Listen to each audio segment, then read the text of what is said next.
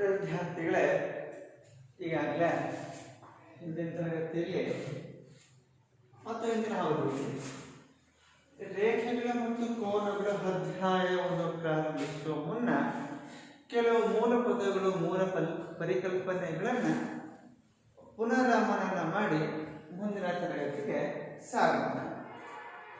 ಬಹುತೇಕ ಹಿಂದಿನ ಅವಧಿಯಲ್ಲಿ ಚರ್ಚೆ ಮಾಡಿದ ಯೂಕ್ಲಿಡ್ನ ರೇಖಾಗಣಿತದ ಪ್ರಸ್ತಾವನೆ ಅಧ್ಯಾಯವನ್ನು ವಿಷಯವನ್ನು ನಂತರ ಅದಕ್ಕೆ ಕೆಲವೊಂದಿಷ್ಟು ಮೂಲ ಪರಿಕಲ್ಪನೆಗಳು ಮನಗಂಡಿವೆ. ಆ ಮೂಲ ಪರಿಕಲ್ಪನೆಗಳಿಂದ ಕಲಿಕೆಯ ಪುನರ್ಮನದಿಂದ ಹಿಂದಿನ ಕಲಿಕೆಗೆ ಸಾಗೋಣ. ಮಕ್ಕಳು, ನೀವು ಹಾಗೆ ಹೇಳಿದ್ವಿ, ರೇಖಾಗಣಿತದ ಮೂಲಾಂಶಗಳು ಯಾವುವು ಅಥವಾ ಯೂಕ್ಲಿಡ್ನ ರೇಖಾಗಣಿತದಲ್ಲಿ ನಿರ್ದಿಷ್ಟವಾಗಿ ವ್ಯಾಖ್ಯಾನಿಸಲಾಗದ ಅಂಶಗಳು ಯಾವುವು ಅಂದರೆ ಬಿಂದು, ರೇಖೆ, ಸಮತಲ ಅಂತ ಹೇಳ್ತೇವೆ. ಹಾಗಿದ್ದಾಗ ಬಿಂದು ಅಂದ್ರೇನು? ಬಿಂದುವಿಗೆ ಸ್ಥಾನ ಮಾತ್ರ ಇದೆ, ಆದರೆ ಯಾವುದೇ ಅವಯವಗಳಿಲ್ಲ. ಒಪ್ಕೊಳ್ತೀರ? ಬಿಂದುವಿಗೆ ಸ್ಥಾನ ಮಾತ್ರ ಇದೆ, ಆದರೆ ಯಾವುದೇ ಅವಯವಗಳು ಅಥವಾ ಆಯಾಮಗಳಿಲ್ಲ ಹೇಳ್ತೀವಿ.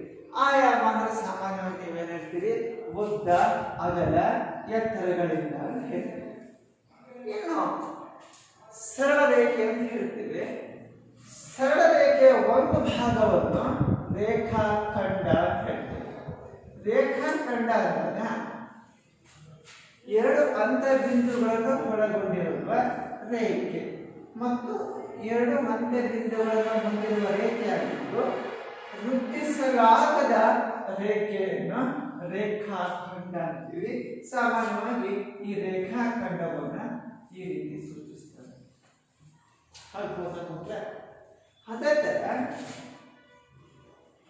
ಇನ್ನು ಸರಳ ರೇಖೆ ಅಂತ ಹೇಳ್ತೀವಿ. ಸರಳ ರೇಖೆ ಅಂತ ಹೇಳಿದಾಗ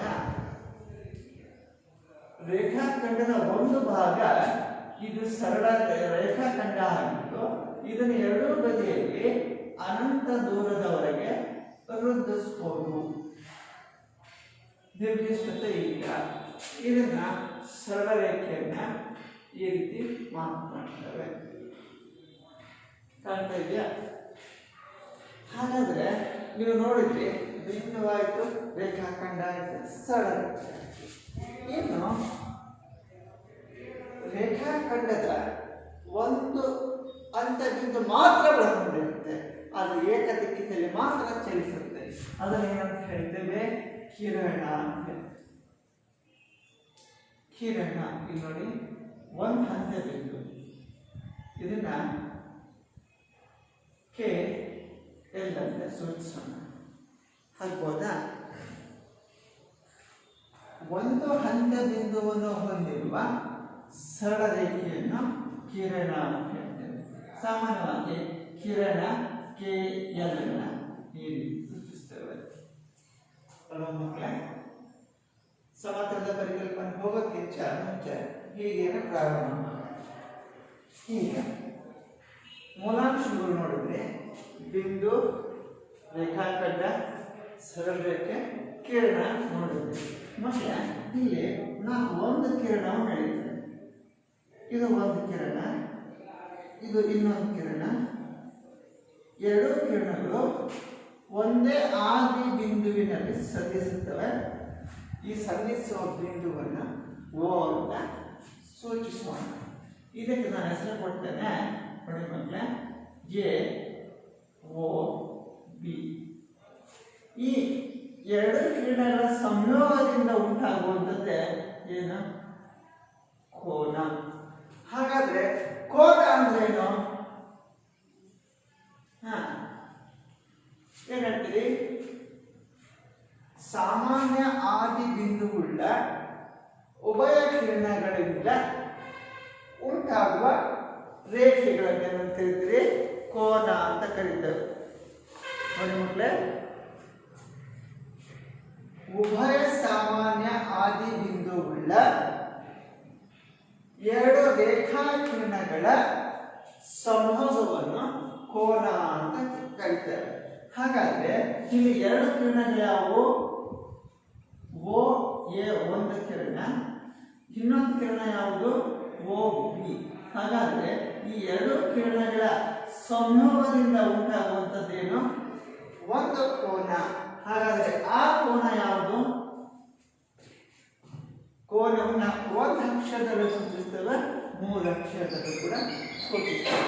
ಅಂದಾಗ ಕೋನ A O B, that is O A ಸಂಯೋಗ ಓ ಬಿ ಈಕ್ವಲ್ಸ್ ಕೋನ ಎ ಓ ಬಿ.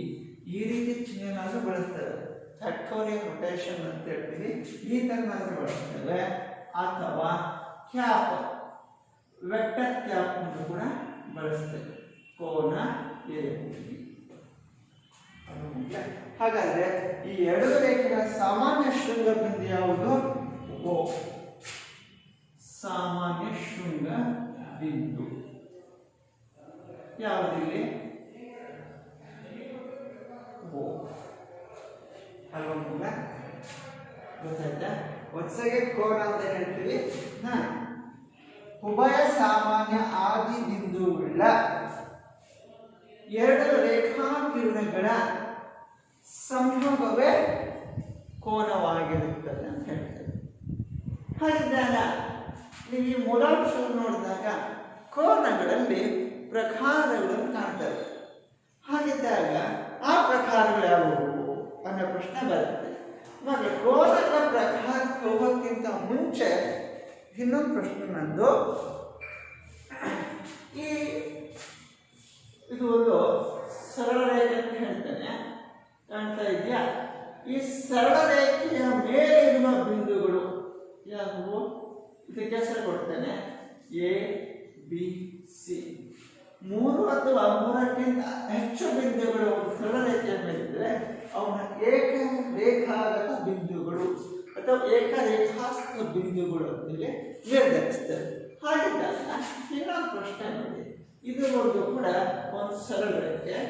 ಆದರೆ ಈ ಸರಳ ರೇಖೆ ನೀವು ಗಮನಿಸಿದಾಗ ರೇಖೆಯ ಮೇಲಿರದ ಮೂರು ಬಿಂದುಗಳನ್ನು ನೀವು ಕಾಣ್ತೀವಿ, 3-4 ಬಿಂದುಗಳು ಕಾಣ್ತೀವಿ. ಹಾಗಾದ್ರೆ ಇವು ಎಂಥ ಬಿಂದುಗಳು ಅಂತ ಹೇಳ್ತೀವಿ? ಹೌದು, ಈ ಬಿಂದುಗಳನ್ನ ಏಕ ರೇಖಾಗತವಲ್ಲದ ಬಿಂದುಗಳು ಅಂತ ಹೇಳ್ತಾರೆ. ಒಂದು ರೇಖೆಯ ಮೇಲೆ ರೇಖಾಗತ ಬಿಂದುಗಳಂತೀವಿ ಅಥವಾ ಐಕ್ಯಗೊಂಡಿರೋ ಬಿಂದುಗಳಂತೀವಿ.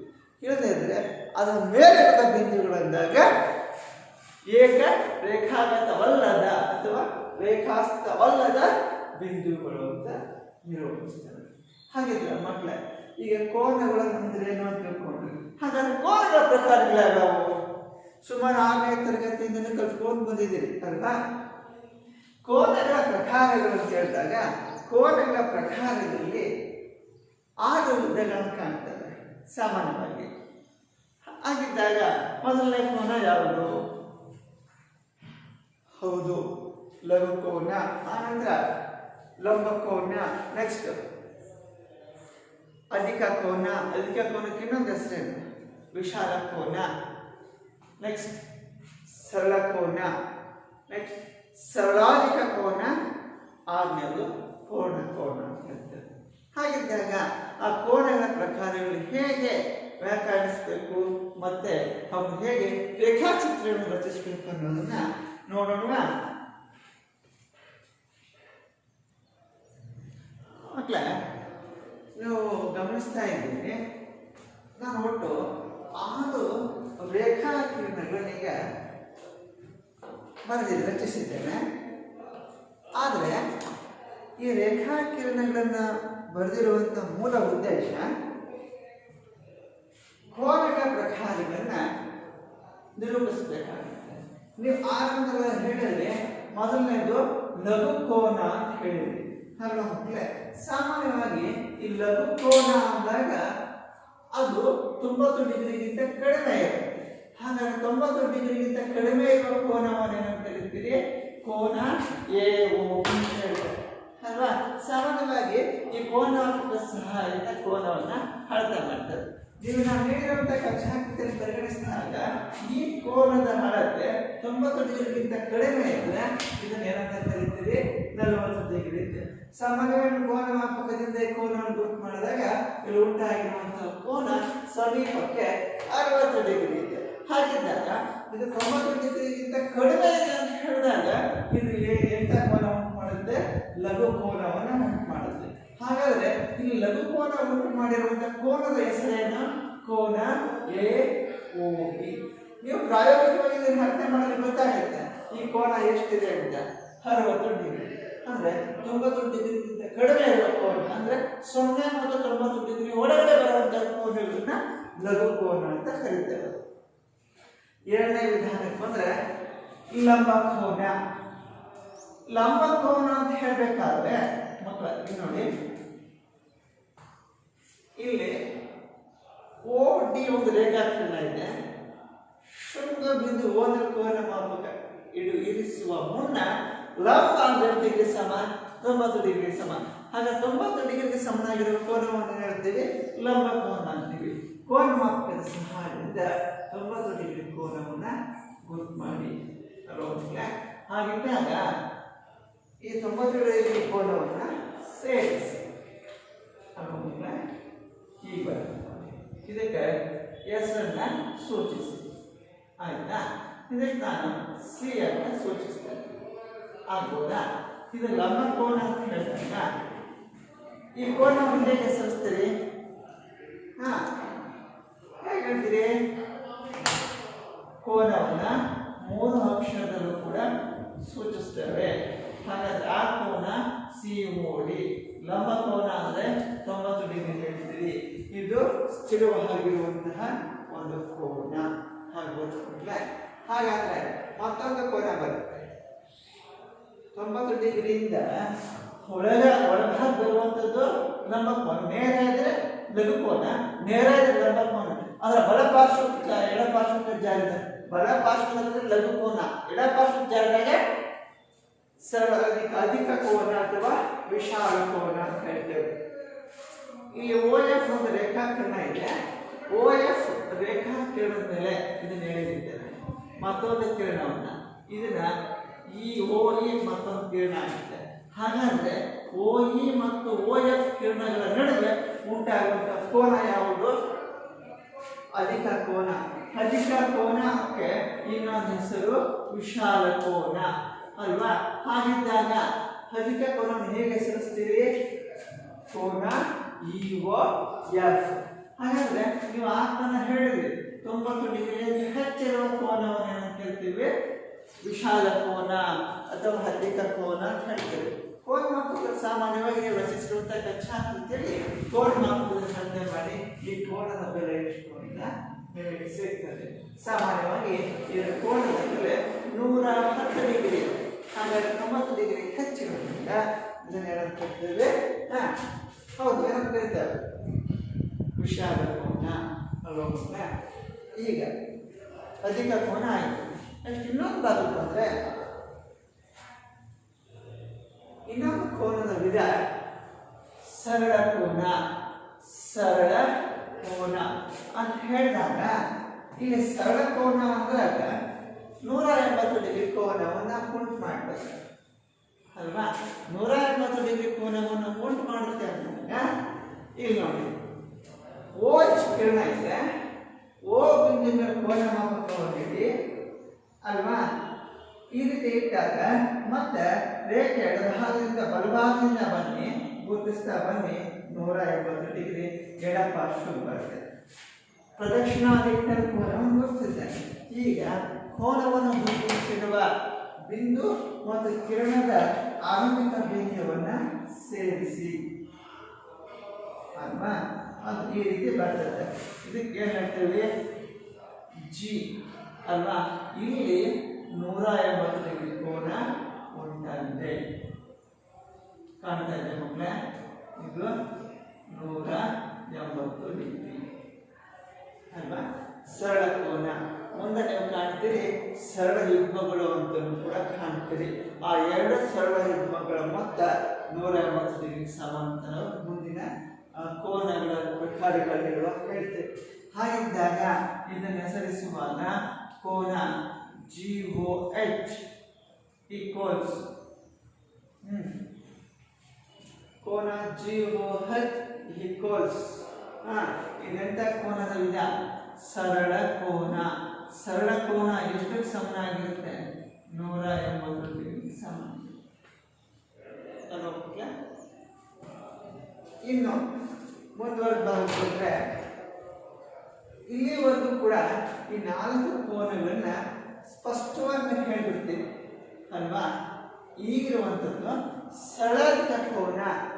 ಸರಳಾಧಿಕ ಕೋನ ಅಂದಾಗ ಇಲ್ಲಿ ಉಂಟಾಗುವಂಥದ್ದು ಏನಾಗಿರುತ್ತೆ?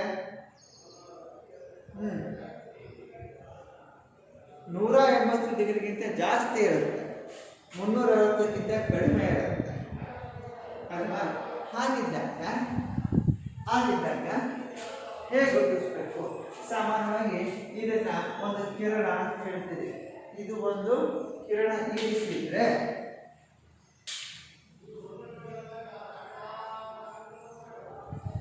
ಇನ್ನೊಂದು ಕಿರಣ ಈ ರೀತಿ ಬರುತ್ತೆ. OJ ಕಾಣ್ತಾ ಇದೆಯಾ? ಆದರೆ ನಿಮ್ಮ ಕೋನ ಮಾಪಕದಲ್ಲಿ ಗುರುತಿಸಿರುವಂತಹ ಕೋನಗಳ ಸಂಖ್ಯೆ ನೀವು ಪ್ರದಕ್ಷಿಣ ದಿಕ್ಕಿನೆಲ್ಲ ಬನ್ನಿ, ಅಪ್ರದಕ್ಷಿಣ ದಿಕ್ಕಿನಲ್ಲಿ ನೋಡಿದಾಗ 0ರಿಂದ 180 ಡಿಗ್ರಿ ಮಾತ್ರ ಇದೆ. ಆದರೆ ಇಲ್ಲಿರುವಂಥ ಪ್ರಕಾರ ನೀವು ಗಮನಿಸಿದಾಗ ಇಲ್ಲಿ 180 ಡಿಗ್ರಿಗಿಂತ ಹೆಚ್ಚಿದೆ ಅಲ್ವಾ? ಹಾಗಿದ್ದಾಗ ನೋಡಿ ಮಕ್ಕಳೇ, 180 ಡಿಗ್ರಿ ಇದು ಸರಳ ಕೋನ. ಕೋನ ಮಾಪಕವನ್ನ ಓಶದಿಂದ ಬಿಟ್ಟು ಅಂದರೆ ಕೋಲಾಗಿರಿ ನಟ್ಟಾಗಿರಿ ಇದು ಉಲ್ಟಾ ಇಟ್ಟಾಗ ಕೋನ ಮಾಪಕದ ದಿಕ್ಕು ಬಲಪಾರ್ಶ್ವಕ್ಕೆ ತೋರಿಸ್ತಾ ಇದೆ. ಪ್ರದಕ್ಷಿಣ ದಿಕ್ಕನ್ನು ಗುರುತಿಸ್ತಾ ಬನ್ನಿ. ಎಷ್ಟು ಡಿಗ್ರಿ ಇದೆ ನೋಡಿ? ಇದು ಸುಮಾರು 70 ಡಿಗ್ರಿ ಇದೆ. ಸರಳ ಕೋನದ 180 ಹೇಳಿದ್ವಿ, 70 ಡಿಗ್ರಿಯಲ್ಲಿ ಸೇರಿಸಿ ಅಲ್ಲಿಗೆ ಎಷ್ಟಾಯಿತು? 250 ಡಿಗ್ರಿ ಅಲ್ವಾ ಮಕ್ಕಳೇ? ಇದು ಹೇಗೆ ಬರ್ತದೆ ಗೊತ್ತಾಯ್ತಲ್ಲ? ಕೆಲವೊಮ್ಮೆ 250 ಡಿಗ್ರಿ ಕೋನವನ್ನು ಗುರುತಿಸಿ ಅಂದಾಗ 250 ಡಿಗ್ರಿ 180 ಡಿಗ್ರಿ ಕಳೆದಾಗ ಬರುವಂತ ಉತ್ತರ 70 ಡಿಗ್ರಿಯನ್ನು ಇದಕ್ಕೆ ಗೊತ್ತು ಮಾಡಬೇಕು. ಓಕೆ, ಹಾಗಾದ್ರೆ ಇದು ಎಂತಹ ಕೋನ? ಇದು ಸರಳಾಧಿಕ ಕೋನ. ಹಾಗಾದ್ರೆ ಸರಳಾಧಿಕ ಕೋನ ಅಂದ್ರೆ 180 ಡಿಗ್ರಿಗಿಂತ ಜಾಸ್ತಿ ಇರುತ್ತೆ. ನಂತರ 360 ಡಿಗ್ರಿಗಿಂತ ಕಡಿಮೆ ಇರುತ್ತೆ. ಹಾಗಾದ್ರೆ ಕೋನವನ್ನು ಹೇಗೆ ಸೂಚಿಸ್ತೀರಿ? ಕೋನ IOJ ಅಂತ ಇದೆಯಾ? ಕೋನ IOJ. ಕೊನೆಯ ಕೋನ ನೀವು ಕಾಣುವಂಥದ್ದು ಪೂರ್ಣ ಕೋನ.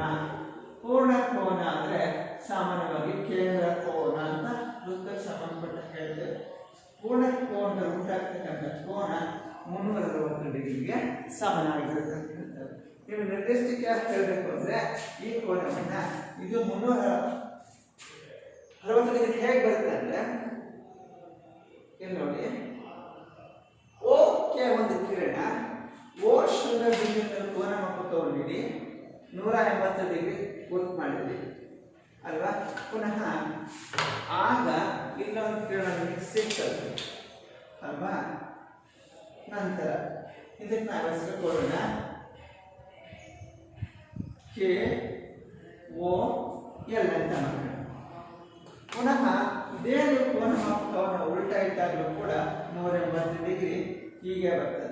ಅಂದರೆ ಇದು ನಾವು ಹೇಳುವಂಥದ್ದು ಸಂಪೂರ್ಣವಾಗಿ ಕೋನ ಮಾಪಕವನ್ನ ಪ್ರದಕ್ಷಿಣ ಮತ್ತು ಅಪ್ರದಕ್ಷಿಣ ದಿಕ್ಕಿನಲ್ಲಿ ಇಟ್ಟಾಗ ಉಂಟಾಗುವಂತಹ ಕೋನ 360 ಡಿಗ್ರಿ ಹೇಳ್ತಾರೆ. ಒಟ್ಟಾರೆ ನೀವು 6 ಕೋನಗಳ ಪ್ರಕಾರಗಳನ್ನು ಮನಗಂಡಾಗ ಸ್ಥಿರ ಕೋನಗಳ ಸಂಖ್ಯೆ ಎಷ್ಟು ಸಿಗ್ತವೆ? ಅದರ ಮೌಲ್ಯ ನಿರ್ಧರಿತ ಬೆಲೆ ಯಾವುದಕ್ಕೂ ಬದಲಾವಣೆ ಆಗಲ್ಲ. ಹಾಗಾಗಿ ಅಂತಹ ಕೋನಗಳು ಎಷ್ಟಿದ್ದಾವೆ? ಹೌದು, ಎಷ್ಟಿದ್ದಾವೆ? 3 ಇದ್ದಾವೆ. ಯಾವುದಾದ್ರು? ಲಂಬ ಕೋನ, ಸರಳ ಕೋನ, ಪೂರ್ಣ ಕೋನ. ಲಂಬ ಕೋನ 90 ಡಿಗ್ರಿ ಸಮ, ಸರಳ ಕೋನ 180 ಡಿಗ್ರಿ ಸಮ, ಪೂರ್ಣ ಕೋನ 360 ಡಿಗ್ರಿ ಸಮ. ಹಾಗೆ ಅಸಮ ಕೋನಗಳು 3 ಯಾವ್ಯಾವು? ಲಘು ಕೋನ, ಅಧಿಕ ಕೋನ, ಸರಳ ಕೋನ. ಹಾಗಾದ್ರೆ ಲಘು ಕೋನ ಅಂದರೆ 90 ಡಿಗ್ರಿಯ ಒಳಗಿರುವಂಥದ್ದು. ಅಧಿಕ ಕೋನ ಅಂದರೆ 90 ಡಿಗ್ರಿಯಿಂದ ಹೆಚ್ಚಿದ್ದು 180 ಡಿಗ್ರಿಯಿಂದ ಒಳಗಿರುವಂಥದ್ದು. ಸರಳಾಧಿಕ ಕೋನ ಅಂದರೆ 180 ಡಿಗ್ರಿಯಿಂದ ಹೆಚ್ಚಿದ್ದು 360 ಡಿಗ್ರಿಯಿಂದ ಕಡಿಮೆ ಇರುವ ಕೋನವನ್ನು ಏನಂತ ಕರಿತೇವೆ? ಸರಳಾಧಿಕ ಕೋನ ಅಂತ ಹೇಳ್ತೇವೆ. ಮಕ್ಕಳು ಈ ರೀತಿ ನಾವು ಇದನ್ನ ಚಿತ್ರಿಸ್ತೇವೆ. ನೀವು ಪ್ರಾಜೆಕ್ಟ್ ವರ್ಕಲ್ಲಿ ಗೊತ್ತಾಯ್ತಲ್ಲ, ರೇಖಾಗಣಿತದ ಮೂಲಾಂಶಗಳನ್ನು ಚಿತ್ರಿಸಿ ಕಚ್ಚಾಕೃತಿಯೊಂದಿಗೆ ರಚಿಸಿ.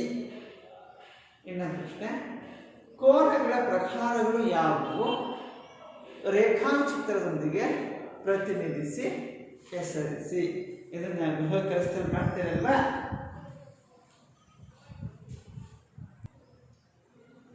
ಮಕ್ಕಳೇ, ನೀವು ಕೋನಗಳ ಪ್ರಕಾರಗಳು ನೋಡಿದ್ರಿ. ಆ ಪ್ರಕಾರಗಳನ್ನು ನೋಡಿದ್ಮೇಲೆ ಮುಂದಕ್ಕೆ ಬರೋಣ. ನಾನಿಲ್ಲಿ ಒಂದು ಲಂಬಕೋನವನ್ನು ರಚಿಸ್ತೇನೆ. ಈ ಲಂಬಕೋನವನ್ನು ರಚಿಸಿದಾಗ ಒಂದು ಪ್ರಶ್ನೆ ಕಾಣ್ತದೆ.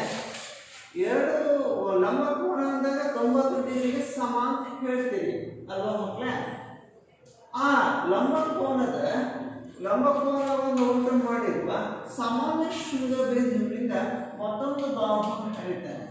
ಆಗ ಕೋನ ಎಒಬಿ ಲಂಬಕೋನವು 2 ಕೋನಗಳಾಗಿ ವಿಭಜಿಸುತ್ತದೆ. ಹಾಗಾದರೆ ಆ ಕೋನಗಳು ಯಾವ್ಯಾವು? ಕೋನ ಎಒಡಿ ಒಂದು ಕೋನ, ಇನ್ನೊಂದು ಕೋನ ಯಾವುದು? ಕೋನ ಬಿಒಡಿ ಅಲ್ವಾ? ಹಾಗಿದ್ದಾಗ ಈ 2 ಕೋನಗಳು ಯಾವ ಕೋನಕ್ಕೆ ಸಮನಾಗಿರ್ತವೆ? ಈ 2 ಕೋನಗಳ ಮೊತ್ತ ಹೌದು ಒಂದು ಲಂಬಕೋನಕ್ಕೆ ಸಮನಾಗಿರುತ್ತೆ. ದಟ್ ಈಸ್ ಕೋನ ಎಒಬಿ. ಈಗ ನಾನು ಒಂದು ಕೋನದ ಬೆಲೆಯನ್ನು ಹೇಳ್ತೇನೆ. ಹಾಗಿದ್ದಾಗ ಇಲ್ಲಿ ನೋಡಿ, ಕೋನ ಪುಟದಲ್ಲಿ ಅಳತೆ ಮಾಡಿದಾಗ ಕಾಣ್ತಾ ಇದೆ ಕೋನ ಬಿಒಡಿಯ ಅಳತೆ 40 ಡಿಗ್ರಿ ಇದೆ. ಹಾಗಾದ್ರೆ ನನ್ನ ಪ್ರಶ್ನೆ, ಕೋನ ಎಒಡಿಯ ಅಳತೆ ಎಷ್ಟು ಅಂತ ಕಾಣ್ತಾ ಇದೆ ಮಕ್ಕಳ? ಹೀಗೆ ನೋಡಿ, ಕೋನ ಎಒಡಿ ಪ್ಲಸ್ ನನಗೆ ಕೊಟ್ಟಿರ್ತಕ್ಕಂಥದ್ದು ಕೋನ ಬಿಒಡಿ ಬೆಲೆ 40 ಡಿಗ್ರಿ ಇದೆ. ಹಾಗಾದ್ರೆ ಕೋನ ಎಒಡಿಯ ಬೆಲೆ ಎಷ್ಟು? ಹೌದು, ಅಲ್ಲಿ ಒಟ್ಟು ಮಾಡಿರ್ತಕ್ಕಂಥ ಕೋನ ಯಾವುದು? ಅದು ಲಂಬಕೋನ, ಅಂದರೆ 90 ಡಿಗ್ರಿ ಉಂಟು ಮಾಡುತ್ತೆ. ಈಗ ಪಕ್ಷಾಂತರ ಮಾಡಿ ಕೋನ ಎಒಡಿ 90 ಡಿಗ್ರಿ ಮೈನಸ್ 40 ಡಿಗ್ರಿ ಅಲ್ವಾ? ಅಲ್ಲಿಗೆ ಎಷ್ಟಾಗಿ ಕಳೆದಾಗ 50 ಕಾಣ್ತಾ ಇದೆಯಾ? ಅಂದರೆ ಇದು 50 ಡಿಗ್ರಿ ಇರಬೇಕಾದ್ರೆ ಈ ಕೋನ 40 ಇದೆ. ಅಂದರೆ 2 ಕೋನಗಳ ಮೊತ್ತ ಎಷ್ಟಕ್ಕೆ ಸಮನಾಗುತ್ತೆ? 90 ಡಿಗ್ರಿ ಆಗುತ್ತೆ. ಅಂದರೆ ಅಂದಾಗ 2 ಕೋನಗಳ ಮೊತ್ತ 90 ಡಿಗ್ರಿ ಸಮನಾದರೆ ಅವುಗಳ ಎಂಥ ಕೋನಗಳನ್ನು ತಿಳ್ತೇವೆ? ಪೂರಕ ಕೋನಗಳು, ಕಾಂಪ್ಲಿಮೆಂಟರಿ ಆಂಗಲ್ಸ್ ಅಂತ ಹೇಳ್ತೇವೆ. ಈ ನನ್ನ ಪ್ರಶ್ನೆ ಏನಂತ ಹೇಳ್ತೀರಾ? ಹಾಗಾದ್ರೆ 40 ಡಿಗ್ರಿಯ ಪೂರಕ ಕೋನ 50 ಡಿಗ್ರಿ ಆದರೆ 60 ಡಿಗ್ರಿಯ ಪೂರಕ ಕೋನ 30 ಡಿಗ್ರಿ. ಯಾಕೆ? ಆ 2 ಕೋನಗಳ ಮೊತ್ತ 90 ಡಿಗ್ರಿಗೆ ಸಮನಾಗುತ್ತದೆ. ಹಲೋ, ಹಾಗಾದ್ರೆ ಪೂರಕ ಅನುಕೂಲ ಪದ ಯಾವುದು? ಪರಿಪೂರಕ, ಸಂಪೂರಕ ಅಂತ ಹೇಳ್ತೇವೆ. ಸಪ್ಲಿಮೆಂಟರಿ ಆಂಗಲ್ಸ್ ಅಂತ ಹೇಳ್ತೇವೆ. ಹಲೋ ಮಕ್ಕಳ, ಈಗ ನೋಡಿ, ಇಲ್ಲಿ ನಾನು ಕಿರಣವನ್ನು ಹೇಳಿದ್ದೇನೆ. ಆ ಕಿರಣ ಏನಾಗಿರಲಿ? ಓ ಕ್ಯೂ ಆರ್ ಆಗಿರಲಿ ಅಲ್ವಾ ಮಕ್ಕಳ? ಈಗ ಇದನ್ನ ಇನ್ನೊಂದು ಕಿರಣ ಪಿ ಆಗಿರಲಿ, ಪಿ ಕ್ಯೂ ಆರ್. ಬಟ್ ನೀವು ನೋಡ್ತಾರೆ ಹೇಳ್ತೀರಿ, ಈಗ ಇಲ್ಲಿ ಉಂಟು ಮಾಡಿರುವಂಥ ಕೋನ ಎಂಥದ್ದು? ಅಧಿಕ ಕೋನ ಅಂತ ಹೇಳ್ತೀರಿ. ಒಂದು ಕೋನ, ಈಗ ಕೋನ ಏರ್ಪಟ್ಟಿರುವ ಸಾಮಾನ್ಯ ಶೃಂಗಬಿಂದು ಕ್ಯೂನಲ್ಲಿ ನಾನು ಮತ್ತೊಂದು ಕಿರಣವನ್ನು ಹೇಳಿದ್ದೇನೆ. ಆಗ ಆ ಕಿರಣ ಒಂದು ಲಘು ಕೋನವನ್ನು ಉಂಟು ಮಾಡುತ್ತೆ. ಇದಕ್ಕೆ ನಾನು ಹೆಸರು ಕೊಡೋಣ, ಎಸ್ ಅಂತ ಹೆಸರು. ಕಾಣ್ತಾ ಇದೆ ಮಕ್ಕಳ? ಈಗ ನೋಡಿ, ಈ QS ಪಾರ್ಶ್ವಭಾಗವು 2 ಕೋನಗಳು ಉಂಟು ಮಾಡುತ್ತೆ. ಹಾಗಾದ್ರೆ ಒಂದು ಕೋನ PQS, ಇನ್ನೊಂದು ಕೋನ SQR. ಹಾಗಾದ್ರೆ ಈ 2 ಕೋನಗಳು ಸೇರಿ ಉಂಟು ಮಾಡಿರ್ತಕ್ಕಂಥ ಇನ್ನೊಂದು ಕೋನ ಯಾವುದು? ದಟ್ ಈಸ್ ಕೋನ PQR. ನೋಡಿ ಇಲ್ಲಿ ಈ ಎರಡು ಕೋನಗಳ ಮೊತ್ತ ಎಷ್ಟು ಸಮ ಆಗುತ್ತೆ? ಹೌದು, ಒಂದು ಲಘು ಕೋನ ಉಂಟು ಮಾಡಿದೆ, ಇನ್ನೊಂದು ಅಧಿಕ ಕೋನ ಉಂಟು ಮಾಡಿದೆ. ಹಾಗಿದ್ದಾಗ ಕೋನ SQR ನ ಬೆಲೆ ಎಷ್ಟಿದೆ ನೋಡಿ. ಕೋನ SQR ನ ಬೆಲೆ ಇದು 50 ಡಿಗ್ರಿ ಇದೆ. ಹಲೋ ಮಕ್ಕಳೇ, ಇದು 50 ಡಿಗ್ರಿ ಇದ್ರೆ ಕೋನ PQS ನ ಬೆಲೆ ಎಷ್ಟು ಅಂತ ಕಂಡುಹಿಡಿಯಬೇಕು. ಬಟ್ ಕೋನ PQR 180 ಡಿಗ್ರಿ ಉಂಟು ಮಾಡುತ್ತೆ ಅಂತ ಹೇಳ್ತಿದ್ದೀರಿ ಅಲ್ವಾ? ಈಗ ಪಕ್ಷಾಂತರ ಮಾಡಿ ಕೋನ PQS 180 ಡಿಗ್ರಿಯಲ್ಲಿ 50 ಡಿಗ್ರಿ ಅಂತ ಕಳೀರಿ. ಆಗ ಬರುವಂತಹ ಉತ್ತರ 130 ಡಿಗ್ರಿ ಅಲ್ವಾ ಮಕ್ಕಳೇ? ಇದು 130 ಡಿಗ್ರಿ. ಹಾಗಾದ್ರೆ ಎರಡು ಕೋನಗಳ ಮೊತ್ತ ಎಷ್ಟಕ್ಕೆ ಸಮನಾಯಿತು? 180 ಡಿಗ್ರಿ ಸಮನಾಯಿತು. ಅಂದ್ರೆ ಎರಡು ಕೋನಗಳ ಮೊತ್ತ 180 ಡಿಗ್ರಿ ಸಮನಾದ್ರೆ ಅವನ ಎಂತ ಕೋನಗಳು ಅಂತ ಕರೀತೀರಿ? ಹೌದು, ಪರಿಪೂರಕ ಕೋನಗಳು ಅಂತ ಹೇಳ್ತೀವಿ. ಹಾಗಾದ್ರೆ ಇನ್ನೊಂದು ಉದಾಹರಣೆ ಗಮನಿಸಿದಾಗ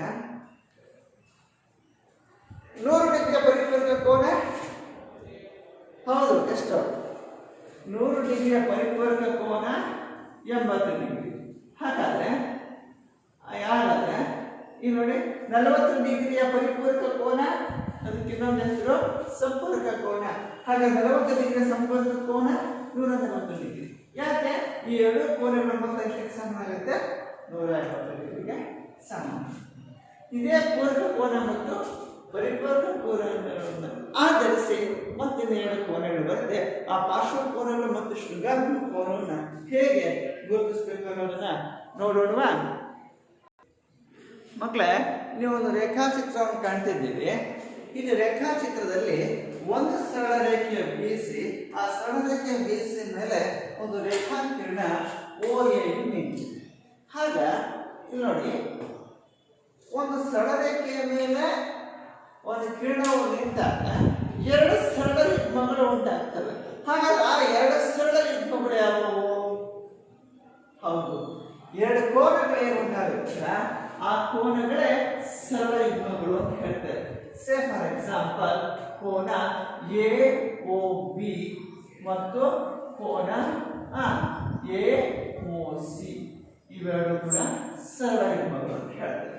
ಇವೆರಡು ಕೂಡ ಸರಳ ಯುಗ್ಮಗಳಾದಾಗ ಆ ಸರಳ ರೇಖೆಯ ಮೇಲೆ ಉಂಟು ಮಾಡಿರುವ ಒಂದು ಸರಳ ಕೋನ 180 ಡಿಗ್ರಿ ಸಮನಾಗಿರುತ್ತೆ. ಹಾಗಿದ್ದಾಗ ಇಲ್ಲಿ ಉಂಟಾಗ್ತಕ್ಕಂಥ ಪಾರ್ಶ್ವ ಕೋನಗಳು ಯಾವ್ಯಾವು? ಕೋನ AOB ಮತ್ತು ಕೋನ AOB ಮತ್ತು ಕೋನ AOC ಇವೆರಡು ಕೂಡ ಪಾರ್ಶ್ವ ಕೋನಗಳೇ. ಹಾಗಾದ್ರೆ ಈ ಎರಡು ಪಾರ್ಶ್ವ ಕೋನಗಳ ಮೊತ್ತ ಯಾವುದಕ್ಕೆ ಸಮನಾಗಿರುತ್ತೆ? ಇವೆರಡು ಪಾರ್ಶ್ವ ಕೋನಗಳು ಅಂತ ಹೇಳಿದ್ರಿ. ಪಾರ್ಶ್ವ ಕೋನಗಳ ಜೊತೆ ಇನ್ನೊಂದು ಕೋನ ಉಂಟಾಗಿದೆ. ಆ ಕೋನ ಯಾವುದು? ಕೋನ BOC. ಅದು ಕೋನದ ಪ್ರಕಾರ ಯಾವುದು? ಸರಳ ಕೋನ ಅಲ್ವಾ? ಅಂದ್ರೆ ಈ ಎರಡು ಪಾರ್ಶ್ವ ಕೋನಗಳ ಮೊತ್ತ 180 ಡಿಗ್ರಿಗೆ ಸಮನಾಗಿರುತ್ತೆ. ಒಟ್ಟಾರೆ ನಮಗೆ ಬೇಕಾಗಿರುವಂತಹ ಪ್ರಶ್ನೆ ಇಲ್ಲಿ ಈ ಎರಡು ಕೋನಗಳ ಮೊತ್ತ 180 ಡಿಗ್ರಿ ಸಮ ಅಂತ ಮುಂದಿನ ಪ್ರಮೇಯದಲ್ಲಿ ಕಾಣ್ತೀವಿ. ಒಟ್ಟು ಸರಳ ಕೋನ 180 ಡಿಗ್ರಿ ಮಾಡುತ್ತೆ. ಇಲ್ಲಿ ಎರಡು ಸರಳ ಯುಗ್ಮಗಳು ಅಥವಾ ಎರಡು ಪಾರ್ಶ್ವ ಕೋನಗಳು ಯಾವುವು ಅಂದ್ರೆ ಕೋನ AOB ಮತ್ತು ಕೋನ AOC ಇವೆರಡು ಪಾರ್ಶ್ವ ಕೋನಗಳು ಕೂಡ ಆಗುತ್ತೆ, ಸರಳ ಯುಗ್ಮಗಳು ಕೂಡ ಆಗುತ್ತೆ. ಸರಳ ರೇಖೆಗಳು ಉಂಟು ಮಾಡಿರುವ ಕೋನ ಸರಳ ಕೋನ ಅಂತ ಕೂಡ ಹೇಳ್ತಾರೆ. ಹಾಗಿದ್ದಾಗ ಇಲ್ಲಿ ನೋಡಿ ಇನ್ನೊಂದು ಕೋನ ಹೇಳ್ತಾರೆ, ಶೃಂಗಾಭಿಮುಖ ಕೋನಗಳು. ಶೃಂಗಾಭಿಮುಖ ಕೋನಗಳು ಅಂತ ಹೇಳಿದಾಗ ಇಲ್ಲಿ ಎರಡು ಸರಳ ರೇಖೆಗಳು ಪರಸ್ಪರ ಛೇದಿಸ್ತವೆ. ಹಾಗಾದ್ರೆ ಆ ಎರಡು ಸರಳ ರೇಖೆಗಳು ಪರಸ್ಪರ ಛೇದಿಸಿದಾಗ ಉಂಟಾಗುವ ಕೋನದ ವಿಧ ಯಾವುದು? ಹೌದು ಅಲ್ವಾ? ಶೃಂಗಾಭಿಮುಖ ಕೋನ. ಶೃಂಗಾಭಿಮುಖ ಕೋನ ಅಂದಾಗ ಎರಡು ಸರಳ ರೇಖೆಗಳು ಪರಸ್ಪರ ಛೇದಿಸಿರುವ ಶೃಂಗ ಬಿಂದುವಿನ ಅಭಿಮುಖ ಅಂದ್ರೆ ಎದರ ಬದಲಿಗಿರುವ ಕೋನಗಳೇ ಶೃಂಗಾಭಿಮುಖ ಕೋನಗಳು ಹೇಳ್ತೇವೆ. ನಾನೇನು ಮಾರ್ಕ್ ಮಾಡಿದ್ದೇನೆ ಮೊದಲನೇದಲ್ಲಿ 1 ಮತ್ತು 2 ಅಂತ ತೋರಿಸ್ತಾ ಇದ್ದೇನೆ. ಕೋನ AOC ಮತ್ತು ಕೋನ BOD. ಇದು ಒಂದು ಜೊತೆ ಕೋನ. ಈ ಶೃಂಗ ಬಿಂದುವಿನಿಂದ ಎದುರಿಗಿರುವಂತಹ ಕೋನ ಅಂದ್ರೆ ಕೋನ AOC ಮತ್ತು ಕೋನ BOD ಕಾಣ್ತಾ ಇದೆಯಾ? ಇದು ಒಂದು ಜೊತೆ ಶೃಂಗಾಭಿಮುಖ ಕೋನ ಅಂದ್ರೆ ಇನ್ನೊಂದು ಜೊತೆ ಶೃಂಗಾಭಿಮುಖ ಕೋನ ಇದೆ. ಯಾವುದದು ನೋಡಿ? 3, 4 ಸಂಖ್ಯೆ ಸೂಚಿಸಿದೆ ನೋಡಿ. ಕೋನ AOD ಮತ್ತು ಇನ್ನೊಂದು ಕೋನ ಯಾವುದು? ಕೋನ BOC ಕಾಣ್ತಾ ಇದೆ ಮಕ್ಕಳೇ. ಇವೆರಡು ಕೂಡ ಶೃಂಗಾಭಿಮುಖ ಕೋನಗಳಿಂದ ಗುರುತಿಸ್ತವೆ. ಸಾಮಾನ್ಯವಾಗಿ ಮುಂದಿನ ತರಗತಿಯಲ್ಲಿ ಪ್ರಮೇಯವನ್ನು ಮನಗಾಣಿಸಿ ಈ ಎರಡು ಸರಳ ರೇಖೆಗಳು ಪರಸ್ಪರ ಒಂದೇ ಬಿಂದುವಿನಲ್ಲಿ ಛೇದಿಸಿದಾಗ ಅಥವಾ ಕತ್ತರಿಸಿದಾಗ ಉಂಟಾಗುವ ಶೃಂಗಾಭಿಮುಖ ಕೋನಗಳು ಪರಸ್ಪರ ಸಮನಾಗಿರುತ್ತವೆ ಅಂತ ಹೇಳ್ತೇವೆ. ಅದರ ಮುಂದಿನ ತರಗತಿಯಲ್ಲಿ ಒಂದು ಪ್ರಮೇಯದ ಹೋಗ್ತೇನೆ ನೋಡೋಣ. ಆಗ್ಬೋದಲ್ಲ? ಮುಂದಿನ ತರಗತಿಗೆ ಕಲಿಯುವ ಮುನ್ನ ಮುಂದಿನ ಕಲಿಕಾ ಸಾಮರ್ಥ್ಯಕ್ಕೆ ಬೇಕಾಗುವ ಎಲ್ಲ ಮೂಲ ಪರಿಕಲ್ಪನೆಗಳು ಹಿಂದಿನ ತರಗತಿಯಲ್ಲಿ ಕಲಿತಿರುವ ಎಲ್ಲ ವಿಷಯ ಸಾಮಗ್ರಿಯನ್ನು ಪುನಸ್ಮರಣೆ ಮಾಡಿಕೊಂಡ್ರೆ ಅವುಗಳೆಲ್ಲದನ್ನು ಕೂಡ ಟಿಪ್ಪಣಿ ಮಾಡಿಕೊಳ್ಳಿ. ಹಾಗೆಯೇ ನಾಳಿನ ತರಗತಿಗೆ ಹಾಜರಾಗಲಿಕ್ಕೆ ಗೃಹಕಲಿಸಿದ ಪ್ರಶ್ನೆ ತಗೊಳ್ಳಿ. ರೇಖಾಚಿತ್ರದೊಂದಿಗೆ